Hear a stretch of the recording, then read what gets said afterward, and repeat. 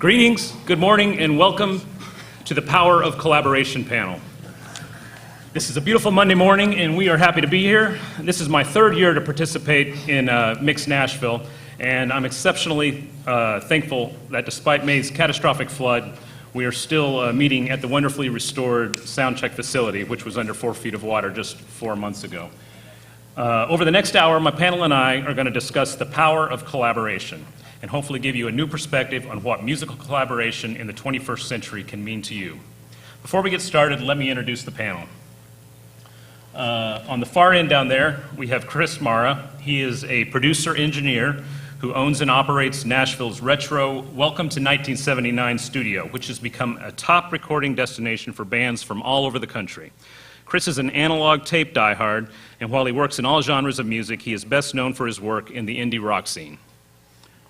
Next, we have Gary Burnette. He is one of Nashville's top session guitarists, and he is equally busy as a producer, engineer, and studio owner. One week, Gary will be tracking with half a dozen fellow A-list session musicians in one of Nashville's top rooms, and the next he'll be engineering and producing a project in his basement studio for critically acclaimed Infinity Cat Records. This diversity gives him a unique collaborative understanding and will bring a lot to the panel. Next to Gary, we have Neilson Hubbard. Neilson was primarily a songwriter-artist when I met him nearly a decade ago. And now he is also a studio owner, as well as an engineer and a producer. Regardless of whether you know his name or not, you've definitely heard his music if you watch TV, as his stuff has been all over the airwaves over the past few years. And then finally, Joe Palmaccio, who I just met face-to-face for the first time this morning, is a Nashville-based mastering engineer. He works out of Berry Hills, the place for mastering, and from country to hard rock, Joe has mastered tons of huge albums, and as a mastering engineer, he has a keen insight on collaboration, which he will be sharing with us today. All four of these guys have a list of credits that would make anyone, myself included, green with envy.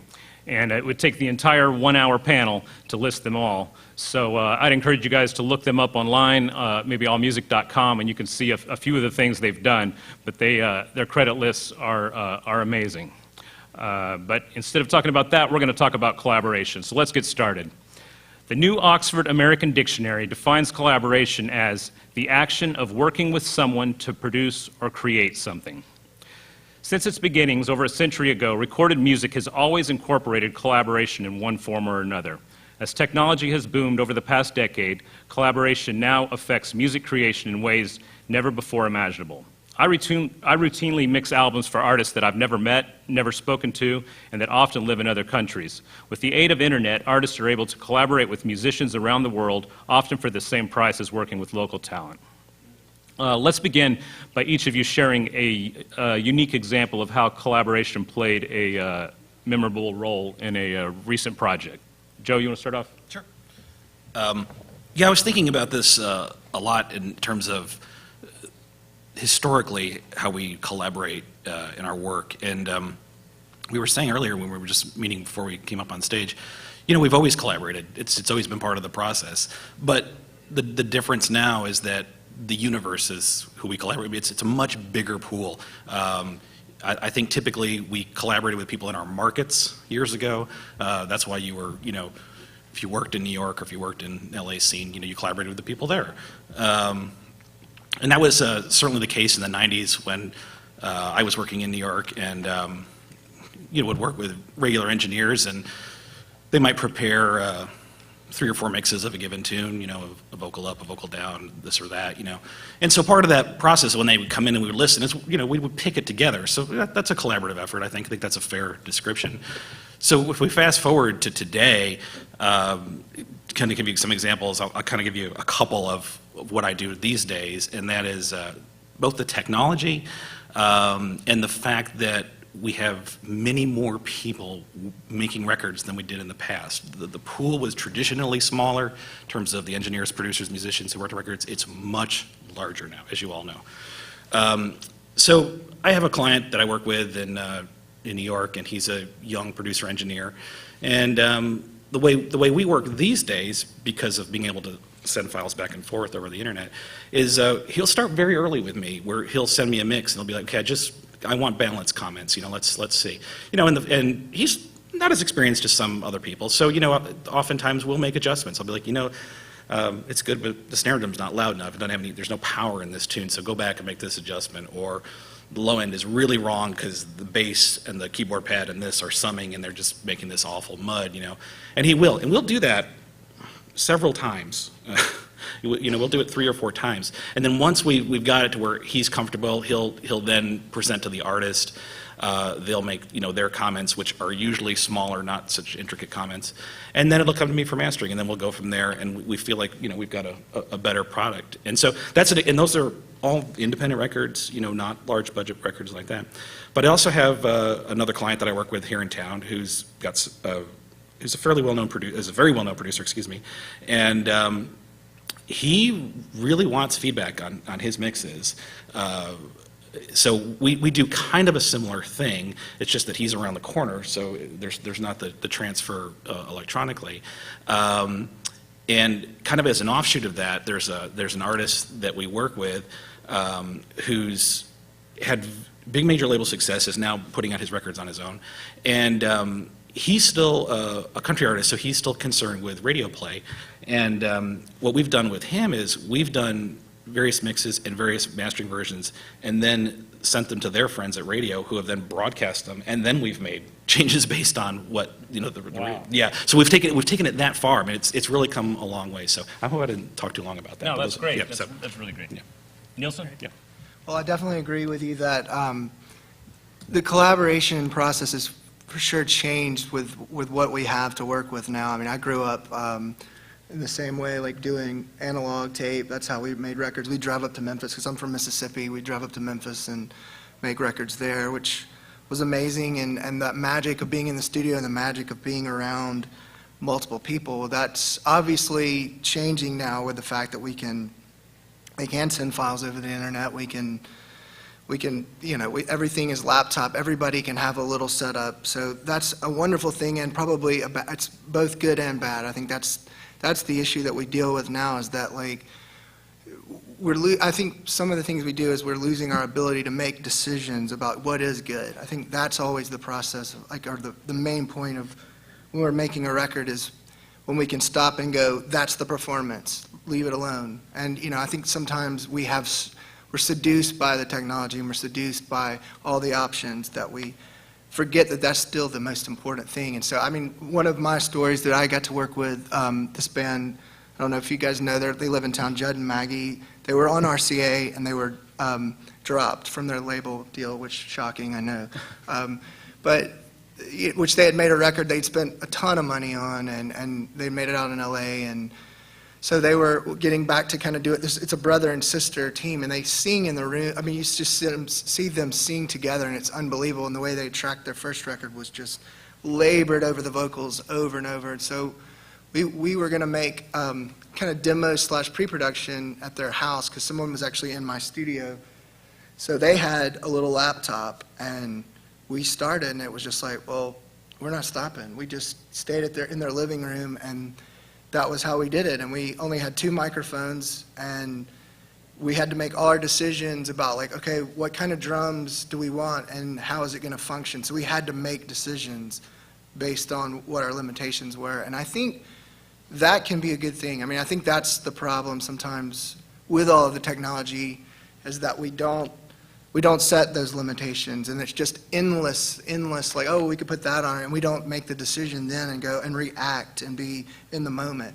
And we made them sing their tracks together, because they were so good singing together. And so it taught me a lot, I think, during that record. It's one of my favorite records that I've ever worked on, and it was all done on a laptop. So. You don't remember what microphones you used, do you? Actually, they had like some just like little 40-30s at their house. So I mean, I brought over a couple things of mine, but most of my mics were being used on a record. So that was all the vocal mics were that, and then I brought over my SM7, and so it was like, well, the snare is really important on this record, so we're gonna mic the snare, And then, but like on certain things, the kick would be close mic'd. So it really forced us to make decisions and go with them. And I think that's the spirit of older recording is there were limitations, and there were people in the moment reacting, playing together, and that's what you don't want to lose, is that reaction and that spontaneity. Yeah, limitations yield a lot of creativity. There's no doubt. Gary. Well, I guess we all agree that if everybody that's working on something is together in a room, it's the best. And agree that the fact that we don't have to be together is better in some ways than it used to be. It's just always better, turn that up, just say it to the person right next to you as opposed to sending an email. I'm working on a project right now for Sony Latin Miami, where there's even a language barrier and a distance barrier. And so far, their version of what a half step up and a whole step up became an issue. Keys are, what key is this in? I get YouTube videos of performances of a song by one artist and a YouTube video of the artist that's going to sing that song, and it really gets convoluted. It's almost like doing an office job at some point. Then you've got to go in and get a band, go in, track the song. The person who's the A&R person nor the artist is there. So you go in and you go, okay, here's what I think this song should be like. It's, you have discussions with the A&R person. Well, it should be like modern rock. This is should be like this. But you never really know. And because I've just, for so many years, worked like what you were just talking about, well, what do you think to the artist? What do you think about this? Well, you can't do that. And for me personally, one of the things that I hate more than anything is going back and redoing something. It's just, once it's it's a house of cards. You cut a track and you go, well, we don't like that. We want it to do that. Well, that doesn't go with this and this doesn't go with that. So it's always better to be together, but I'm not even really sure what my point is, but that's my extreme version of... Don't work for any Latin project out of Miami? Unless they speak English, don't record them, yeah. So yeah, and I think the most important thing is, with all of this, is as far as collaborating goes, is just to kind of really know what you're good at. I kind of think like that, and it's like, I was thinking the other day, I can't even remember any time where in my life producing something where I've said to the drummer, are you sure that's the right snare drum? I'm not sure why not, but I just assume that he knows a lot of times, or the engineer knows. My skills are in other areas, and I try to always let people do what they do best and work from that point. Obviously, when somebody's not there to approve or disapprove of what you're doing, you just kind of have to go with it. That's great. Chris? I guess one of the nice things about speaking last is I get to tie it all together. Russ and I were talking last week about technology in collaboration, and I do a lot of, get emails and turn this up a little bit and what is a little bit, all that kind of stuff. And I like it and I want more of it, so if you have any, send it my way. But at the same time, I feel like I need to go this way as well and make sure that I'm getting people in a room as often as I can and track and record, because to me that's where collaboration really starts and really grows. All those little molecules that happen. The guitar player turns up a little bit and gets a dirtier sound, and then the drummer starts playing a little, behind the beat. And those kind of things you can't even put into words, really, that just happen. People aren't aware of it. It's not this thing you're trying to do. I think people in their, with their laptops trying to collaborate with somebody else, it's almost a little force-fed. So, but my favorite story is I was really wanting to work with this band out of Minneapolis, and just a straight-ahead rock band. I just really needed to do it. It was one of those things, my schedule kind of goes all over the place, and I needed a straight-ahead drums, bass, 2 guitars, and vocal project at that point. And like Russ mentioned, I own an all-analog studio here in town, but I was I was the first one to say, why don't I grab my laptop? My buddy has a barn in Wisconsin. We'll go there, we'll set up, I'll bring some crap, and we'll do a record, you know. And kind of using the space as part of the collaborative force, it's like, okay, we're in a barn, you know, what are we going to do, you know? Well, you either fight it or you accept it. And we just, you know, it was 90 degrees, took our shirts off and started recording. And I looked on my laptop and I had Wi-Fi from the house, so I sent rough mixes to my mastering engineer, said, I'm thinking about mixing this right here, because I've got the time and we're really into it. How am I looking so far? And that was kind of trippy. You know, I ended up mixing it right there. You know, we stacked cordwood around, kind of did a real, you know, real cheap George Massenburg kind of room, you know. And just did it, you know. And that's where it's fun when, I don't know, you get people together. I've been trying to do that more and more, and it's really interesting when you're looking at logistics of a project. And I say, well, can't we just all get together and do it? And they're like, oh yeah, it's a good idea, you know. And so many things get easier after that, I think. So that's, you know, I still do a lot of internet stuff, but I feel I need to push back into that zone, and because that's why I got into it, you know. People in a room together and hashing it out. It's a lot of fun. That's great. Well, have you guys had any experience? Well, I guess I should talk to you, Joe, more than anybody. Have you had any experience with people bringing in their DAW to a mastering session, so instead of you trying to compensate for mix issues, you can actually fix them on the you know, on the fly? What's funny about that question is, yes, in the past more so than the future. And I'm sorry, in the present, excuse me. Who knows what the future will bring.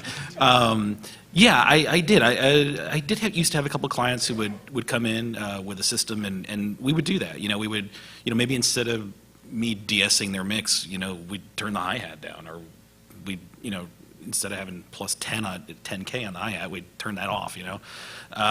So, but not as much anymore, and I don't have a good explanation as to why that's the case. I think my best guess is that people feel comfortable, you know, giving multiple versions, and also because we can file swap so fast, it's almost easier for them to stay in their environment where they're comfortable, And fix it, send it, get a comment, adjust it, send it again, as opposed to maybe being in my room where they're, you know, they'll trust me, but they don't know the monitoring system as well. So they're like, I don't know, I'm not sure if I'm hearing the same thing you're hearing, you know. So that might, I'm just guessing, you know, because again, I don't see it as much as I did a few years ago. I know, in looking back at some of the projects I've done, that's one of the,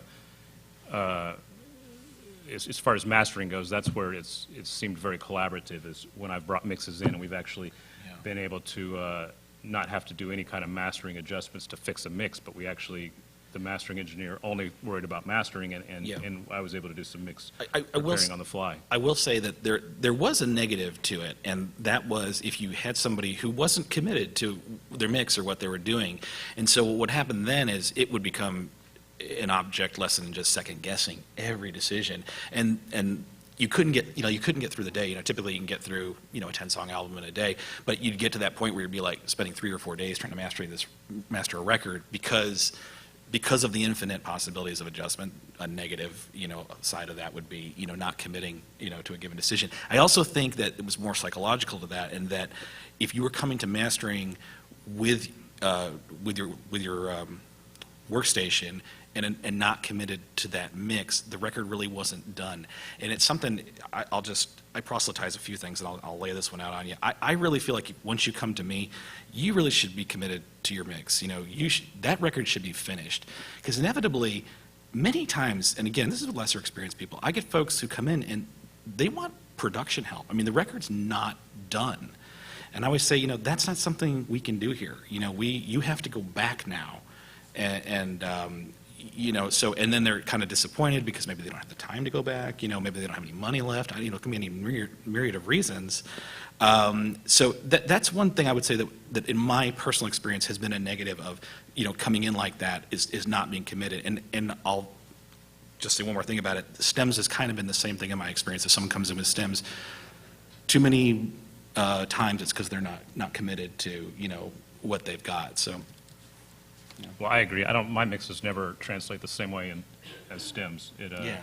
There's just not the same cohesiveness, although I know people who use stems and have great results. Yeah, I mean, I guess there's a lot of technical issues, with that. Is it the same sending stems out and recombining them, some way in a master room as differently from the way you might Right. do the combination, do the summing in your own room, and so, or does it, if it hits the compressor stems as opposed to some way different down the two-bus, is that, I think it does make a textural change. I think there's an argument for the texture of the mix Yeah. can change depending on which way you do that, so.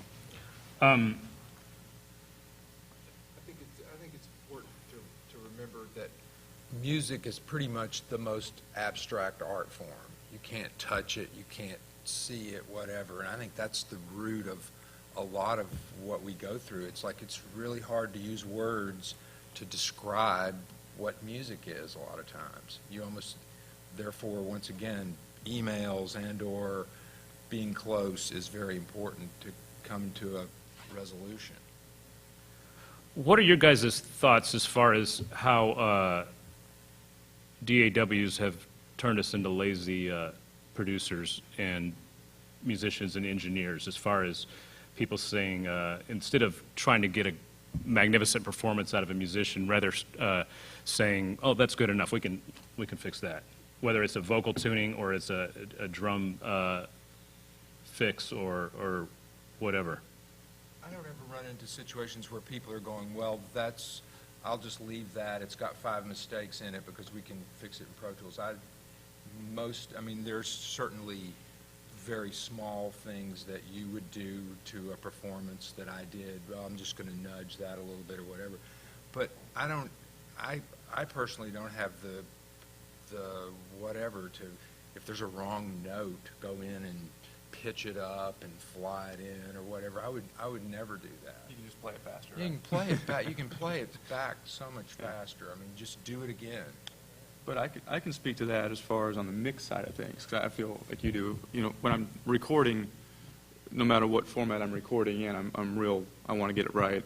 I use Pro Tools much like a multi-track machine. I have one track for vocals. I'm punching in. When I get done, I consolidate it just so I'm done with it. However, in mix, I do find myself, I was in Jackson, Mississippi a couple weeks ago and mixed 10 songs across a couple days, and I was like, well, if the bass isn't right, let me know and I'll just tweak it when I get home, because I wasn't in the room. I wasn't used to their room and that kind of thing. Versus, if I was mixing on a console, I would have burned a CD, went out in the car and listened to it and all that kind of thing.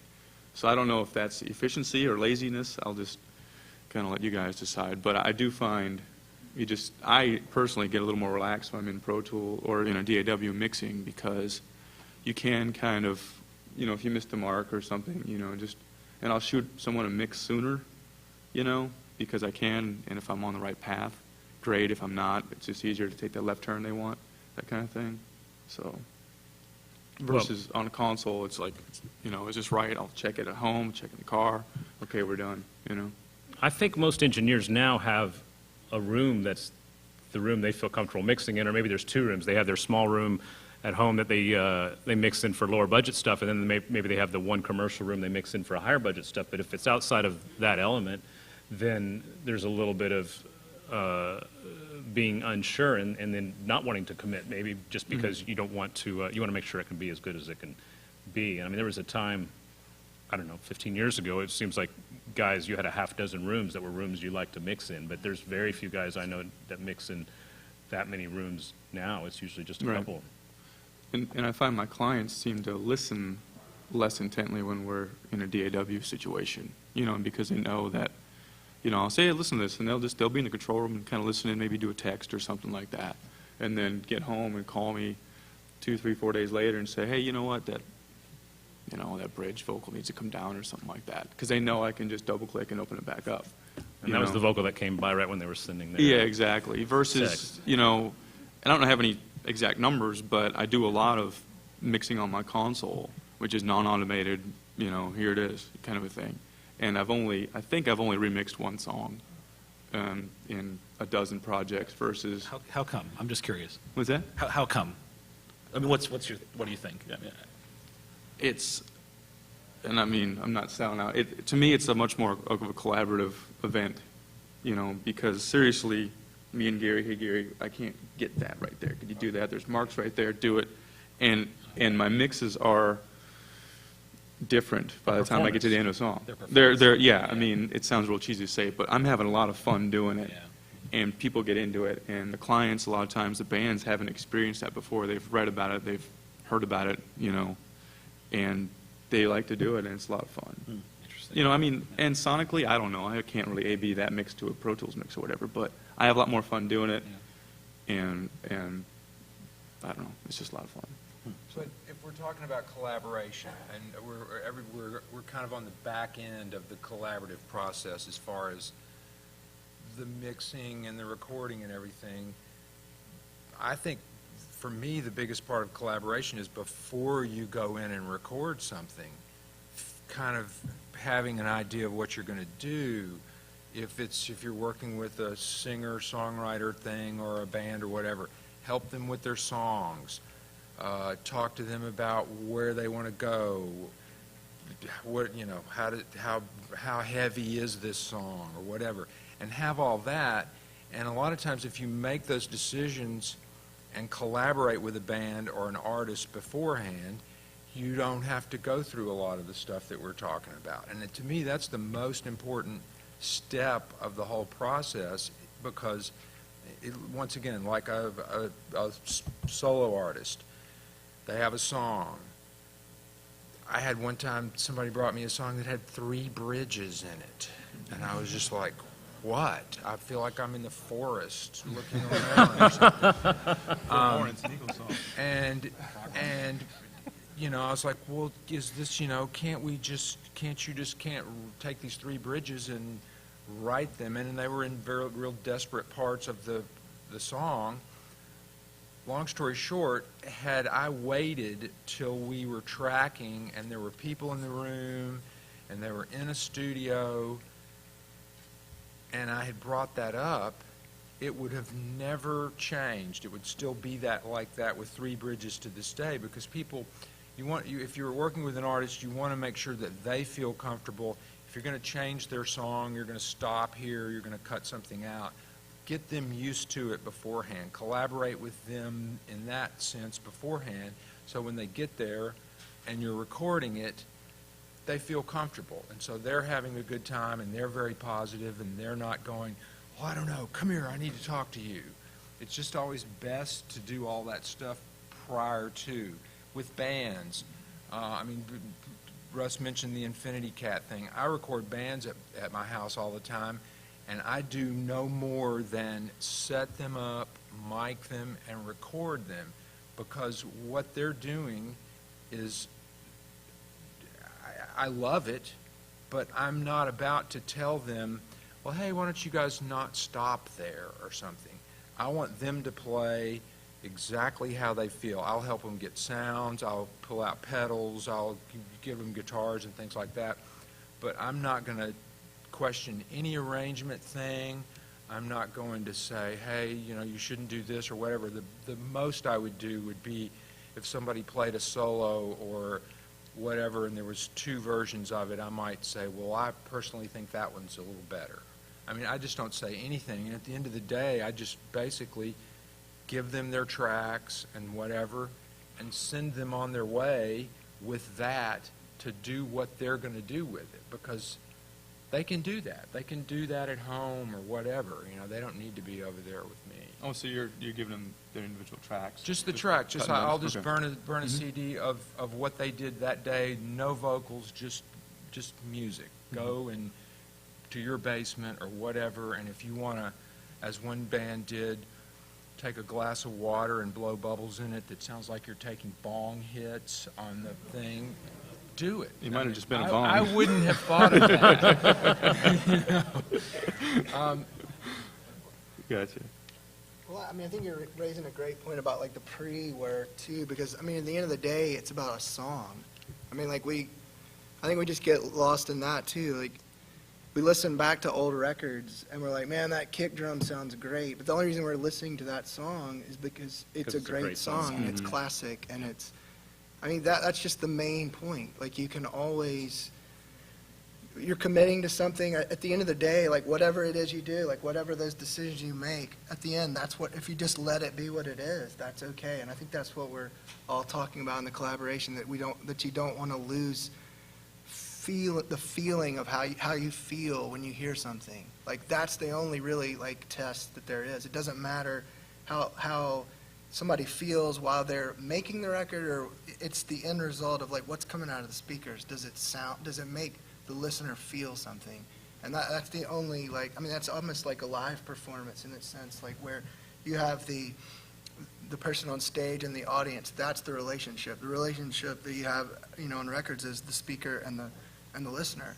And so, I mean, whatever it takes to get to the place where someone is going to feel something and react to the song that's there, I mean, there's a million different ways you can get there, but that's When I work with bands and we're talking about arrangement ideas, I like to rehearse with them enough time before we record to where they can actually go try an idea out live and see how it translates with an audience. And we may try or experiment with different things for, you know, months at a time before we finally figure out that, oh no, this is the best arrangement, because the audience, how the audience responds and how, you know, the momentum of the song and how it translates. And that's, which time doesn't always permit that, but that's my favorite way to work, is where you can really do that over time, and not try to come up with something last minute in the studio.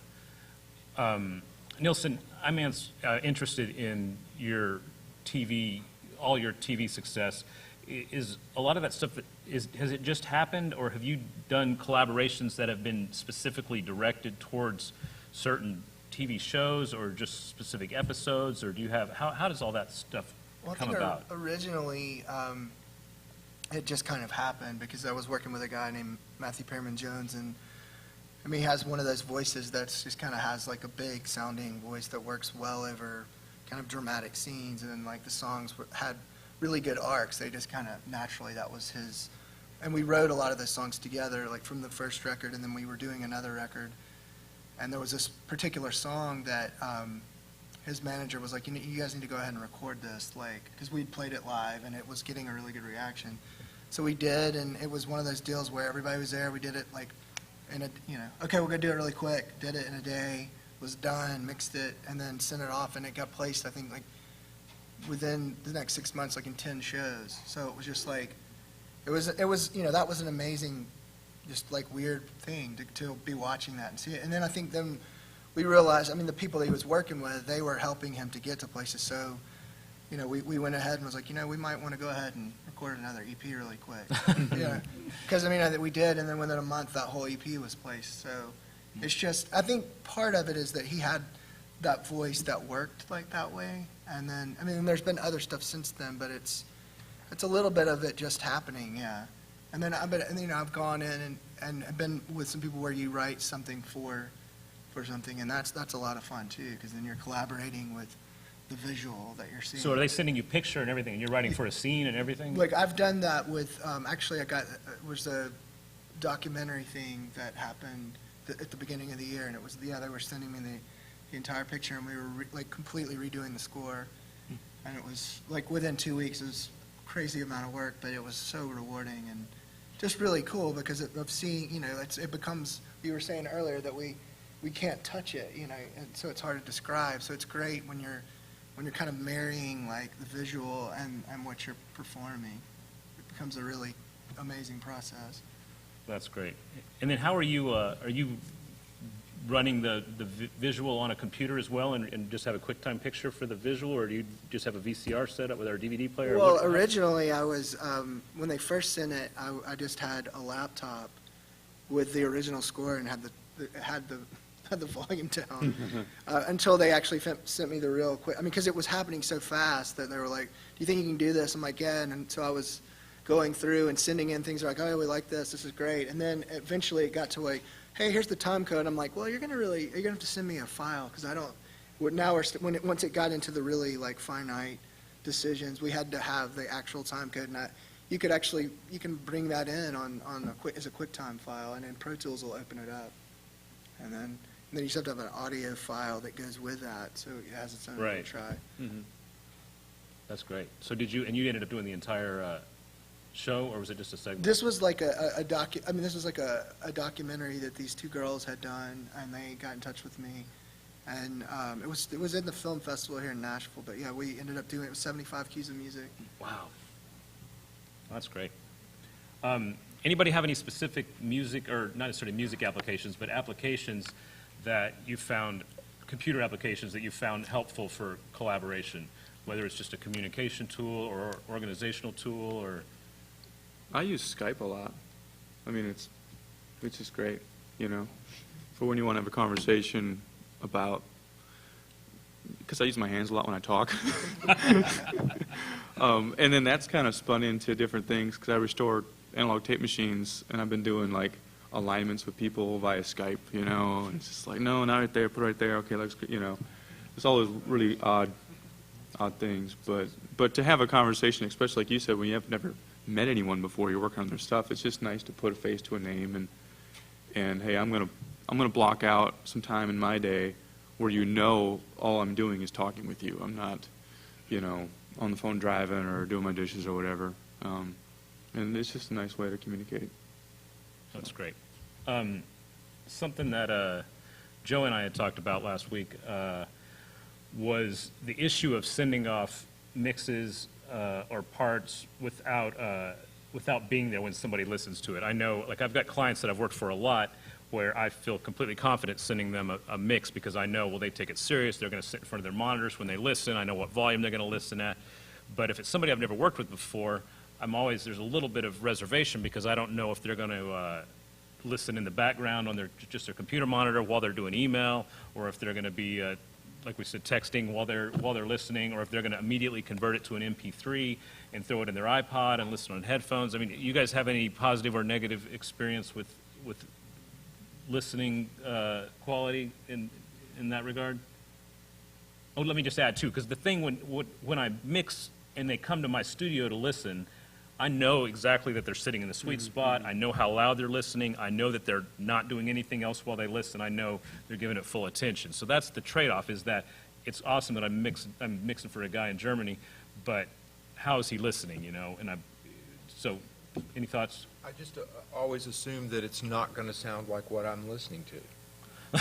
I mean, seriously. I mean, no matter. I mean, I just always assume that it's because of where they're listening or whatever, that I may think it's the best thing in the world, but I'm going to get, you know, some sort of thing back, and you do it, you know. Yeah, I had an interesting experience a few years ago. I was working on a really cool project, and the guitar player really he could hear and knew what was going on, and his suggestions were really good, and, you know, through the mix process.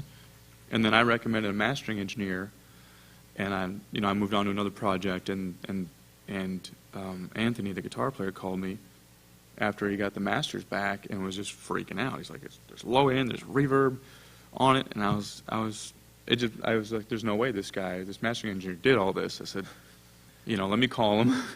And I was like, wait a second, how, you know, what are you listening to? Are you in your car? Because I've heard your car. It sounds good, you know.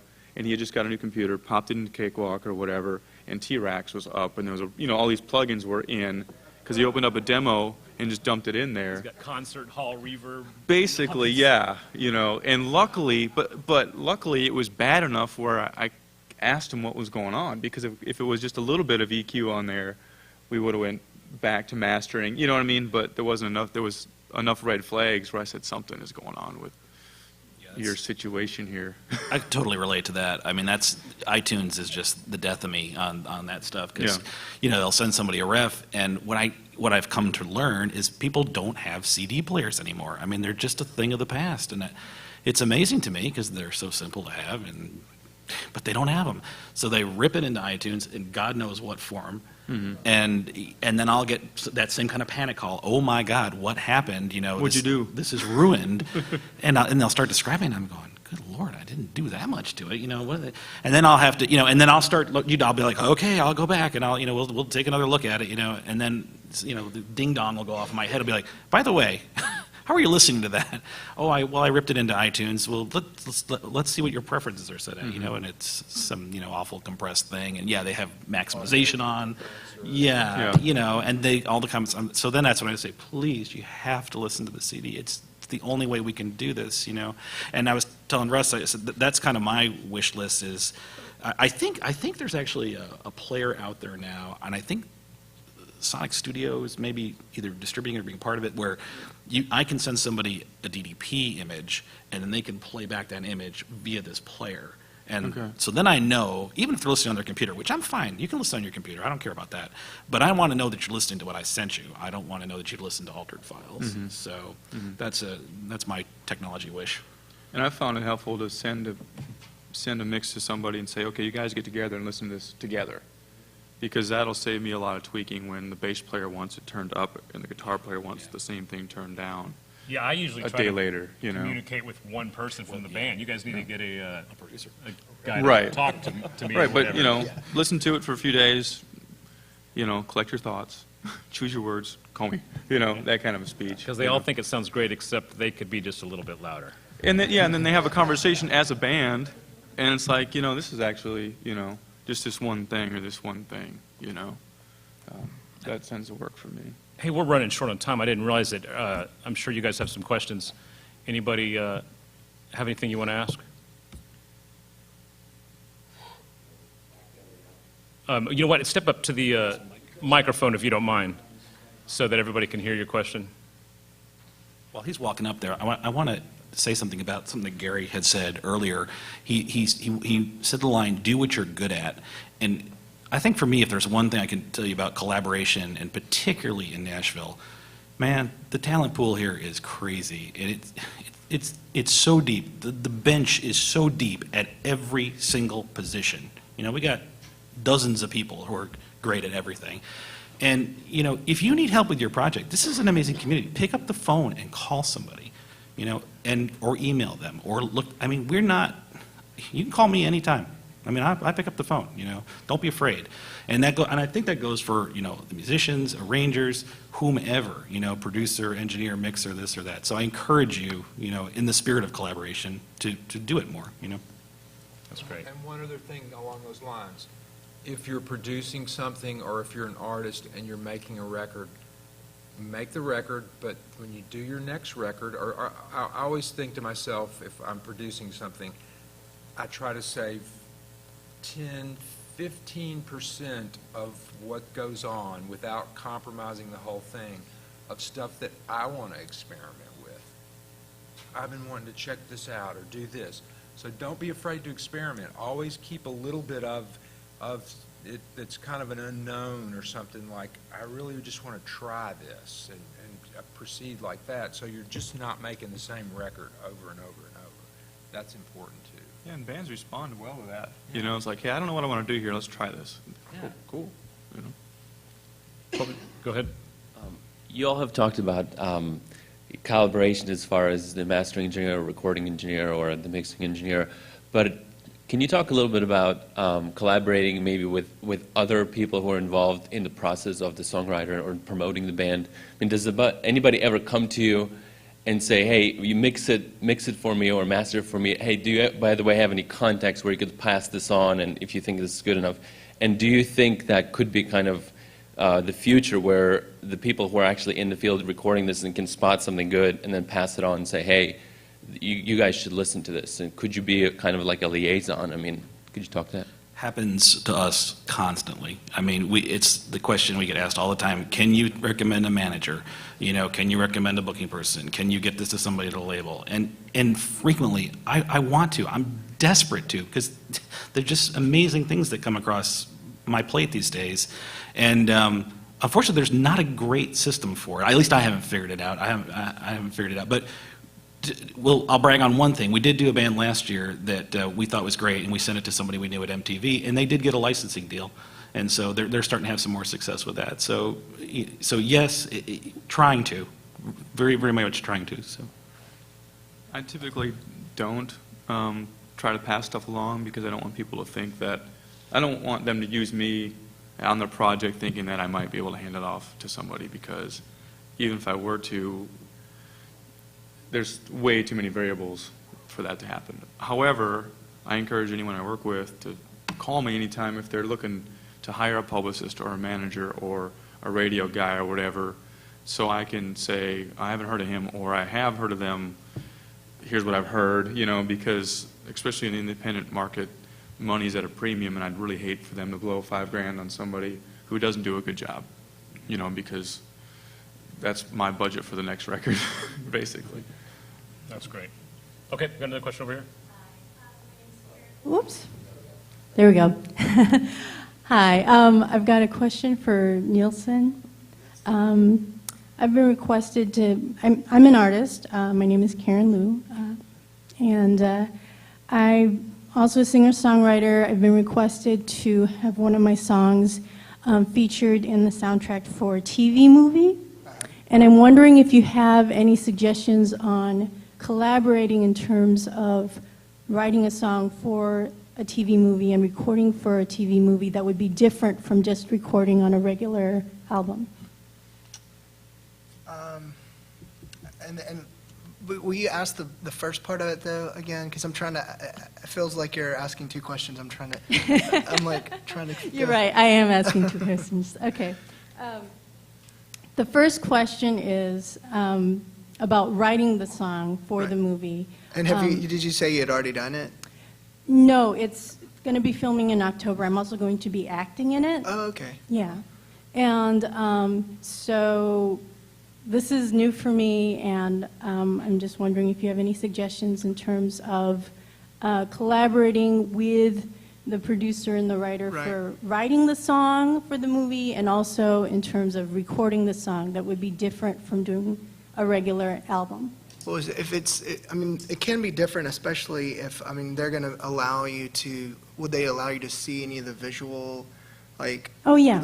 So, I mean, that's a totally different thing, I think, than just going in normally to write a song, because I think, that inspiration can happen at any point. I mean, you can be sitting there and, sleeping and wake up and go, oh my gosh, like I got this idea. Yeah. So I think that I always like when there's a specific thing. I mean, that's what I think is cool about co-writing. It's just like collaborating for just writing songs anyway. It's somebody might have an idea of something, so you're coming in and using your craft to help reach the end of the goal. And it's not just about like, oh, well, I had to say this thing. So I think it's always nice that if they're allowing you to see where the scene's going, it can help you to see where you want the end result of the song to be. And it can help kind of create that emotion. Yeah, definitely. Great. Thank you so much. Good luck. Thanks. Anybody else have any questions? If there's anybody else too, go ahead and walk up to the mic so we can jump right into the next one. Yes, also for Neilson. I was just wondering, as far as your TV film work that you're getting, are you working with music production libraries? Are you sending stuff directly to music supervisors that you have contacts with, or a myriad of things? As far as I'm trying to get into, establishing those kind of relationships. So anything you can talk about as far as building that up? I've worked with a company out of LA for probably about 10 years. So they handle my side of my publishing and stuff, but like with the stuff that I was talking about with Matthew Jones, he works with, I guess it's called a song plugger company. That's those have definitely cropped up, and that's something though too to be like aware of, because that whole. I mean, this is a whole another hour-long conversation of how that's changing with what companies are asking for these days. It's no longer just to work your stuff. It's like, okay, well, I'm going to get the publishing. I mean, so you just kind of have to be careful, I think, of like what someone's offering for that All right, I think we are about out of time. Any more questions, real quick? Okay, I've got two things to mention. First of all, Chris's studio, Welcome to 1979, has an annual recording summit that's awesome, and they limit it to 16 attendees. It's coming up in a couple of months, so if any of you are interested in checking that out, talk to him afterwards. I actually have three things to mention. The second thing is the sponsors, the event sponsors, they've all put in a bunch of money to allow you all to be here. You're getting something worth far more than you paid if you paid anything at all, but it's very valuable, what you guys are getting from having these panels and all the exhibitors together. So please go by and check out their stuff. And if you happen to have lots of money, spend it on their stuff. And then finally, and most important, these four guys are a vast wealth of knowledge. They came here, volunteered their time today to share this information with you. So I just want to say thanks to them. Oh, and we have one more thing. Am I on here? One more thing. Last year we didn't have lunch. This year we have Ma's Taco Truck, which I understand is a Nashville legend here. It's out in the parking lot. Oh, go get a taco for sure. So after you visit the sponsors, go get a taco. We'll be back at 12:30 in this room. If you have any money left after visiting the sponsor.